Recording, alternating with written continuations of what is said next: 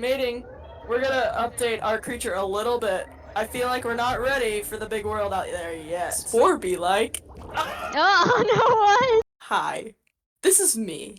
I am a Crassa flavucellula trying to survive. Spore. It is a game.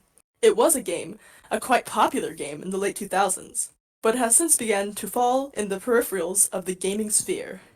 This is what Spore has been left to on modern gaming PCs. Though it is very outdated and certainly not accurate to how biology works on Earth, it is a fun experience to play through. So, here we are. This is Crassa flavucellula, and it will be our little protagonist. We are the characters of this world, and shall shape it into our image. But our first objective is to survive and reproduce, like a cell does. As a cell, our job is to grow and conquer. We shall become a thriving species through trial and error. Our goal is to become a thriving animal species, to replicate the success of humanity on the world of STEM educas. Our progression will be monitored by a small bar, which is not accurate to how life works. Like, imagine if we lived life leveling up, using XP, or always hoping to grow to the next stage, breaking physics to conquer the world. This is a game all about crafting pure horrors beyond human comprehension. Oh, wait. Wrong script. Spore is a video game about building your own cursed creature and evolving it from a single cell to civilization.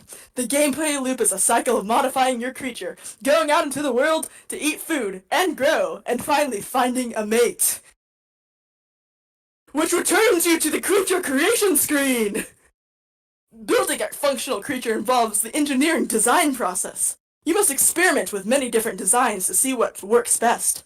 Planning out and redesigning your creature, going out into the world to test it. It is an important part of Spore's gameplay.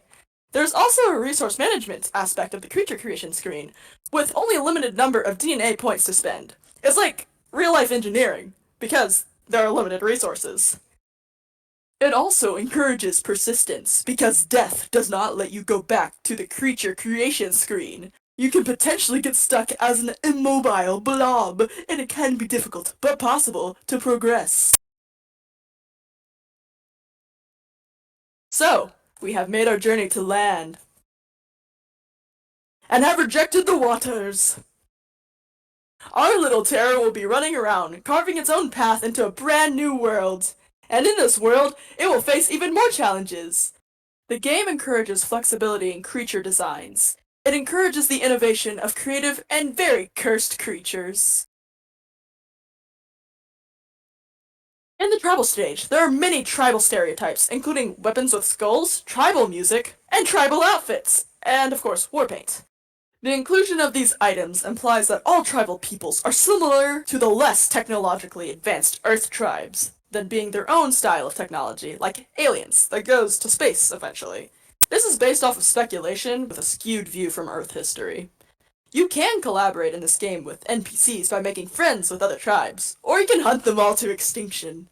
It's up to the player. It's easier to fight and make friends by collaborating, more than real life. Going down the fighting path is more difficult and dangerous, which shows the value of collaboration, which can be applied to STEM and STEM education. The civilization stage is basically a city builder. You construct buildings for your abominations, I mean creatures, and engage in trade with other civilizations. You also can build vehicles. However, civilization makes your creature more humanoid, which is a bit of a biased perspective, don't you think? Alien life does not have to be humanoid or even replicate humans in their progression. It's biased because humans made it for humans to play, so naturally it's constructed in that regard. The engineering process can be seen again, only partially because of the previously mentioned shortcomings. Building spaceships and conquering worlds for their spice is the main gameplay loop. For the rest of the experience, and is actually the longest part of the game, which the other sections only being a small fraction of the time it takes to play the space stage. Since this is a fictional world of our own creation, it is not accurate enough to describe a real-world problem, but it does present a fun challenge for anyone who's willing to put in the time to make a successful creature. Or whatever that is. Like many STEM media, Spore has an inaccurate definition of evolution. Evolution is shown to happen to populations, not individuals, which is a plus. However, natural selection is non-existent, and the creature is entirely designed by the player, a human. Also, there are no intermediate stages for anything, really. The creature suddenly grows legs and goes to land. After going on land, it can't even return to the water! In real biological evolution, fish evolved lungs to gulp air long before going onto land. Legs also didn't evolve immediately. Fish would use stiff fins to travel between ponds. There were also many intermediate stages, like amphibians, which can go onto land but lay their eggs in water. In Spore, eggs can immediately be laid on land. The lack of intermediates like this in Spore makes evolution seem much less intuitive and could also give people false impressions about evolution. A common anti-evolution argument is that sudden changes, like suddenly growing perfect, fully formed lungs and legs, can't happen by random chance.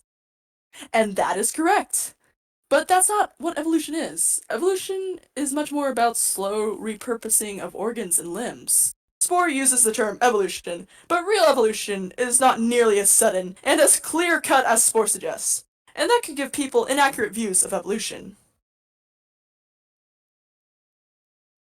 Games are interactive, and this interactivity makes learning more enjoyable. Oftentimes, learning a game's mechanics is required for progression, and Spore is no exception. Spore has STEM-based terms such as herbivore, carnivore, and omnivore. However, it also has a reductive, inaccurate definition of evolution and includes some tribal stereotypes. It additionally encourages experimentation and creativity in creature and spaceship designs by utilizing the engineering design process. Spore combines science, engineering, and technology, but only very basic math with the currency system. The science aspect is not very accurate either, and the engineering and technology aspects are definitely more present. Therefore, it is not a true integrated STEM game, according to an author named Jolly and their definition. However, it is an interesting piece of STEM media that is very fun to play. We are practicing for a video essay, essentially. Or, yes. Yeah. We could do like any form of media, and we're doing gaming because we're gamers. What is this? It's an egg! Destroy the eggs. Oh! He was born ready to fight, and now he's dead. We're gonna fall! Yay! We got Wait, a brain. Cells do not have brains, though. Yeah. Note to self, note to everyone. Cells do not grow brains. It's the most beautiful creature in all of existence. I would agree. This is terrifying. I'm so sorry. Oh no! Oh, did you see that swimming animation? Yeah, that was certainly an animation. Oh. That was such a good view. I regret my decision. Does God stay in heaven for fear of what he has created?